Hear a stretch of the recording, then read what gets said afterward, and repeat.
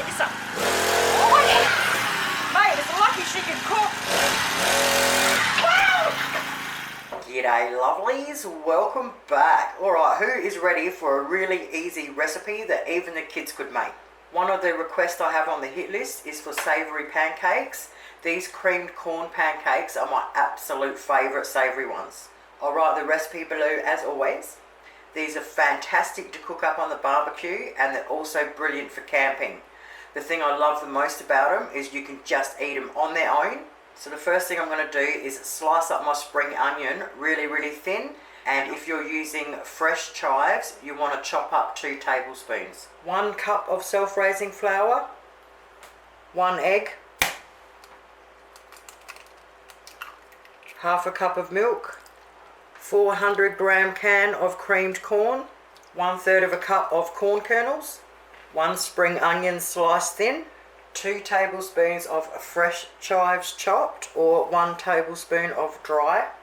Now with the salt and pepper, most of you know I don't really put salt in anything, but with this you want to put salt in it as if it was mashed potatoes. So you want to put that bit extra than you would normally into something.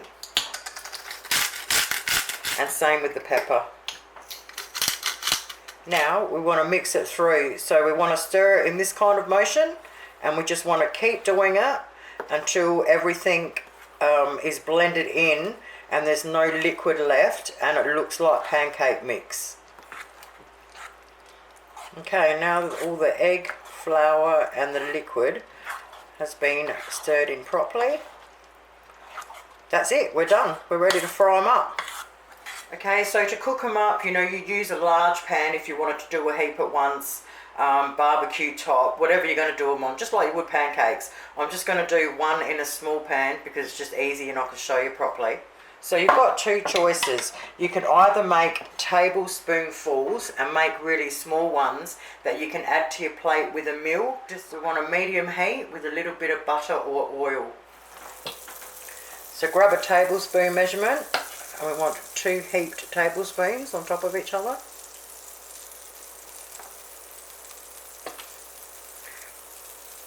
Then we want to just gently push it out, not too thin.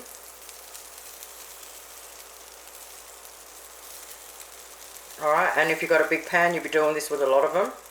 So when we cook the first side, we want it on the medium heat. And we just wait for a few bubbles to pop just like you would a pancake. But when we go to turn them over to the other side, we want to just turn it down a little bit so they can, it's basically 2 minutes either side. But yeah, you want to turn it down just a little bit so the second side will cook through properly. Then you can turn it back up for the next batch. If you've got a electric stove top, just put 1 stove top on medium and 1 on between halfway and medium. So you can have it on the higher one first and then just move your pan over to the lower one.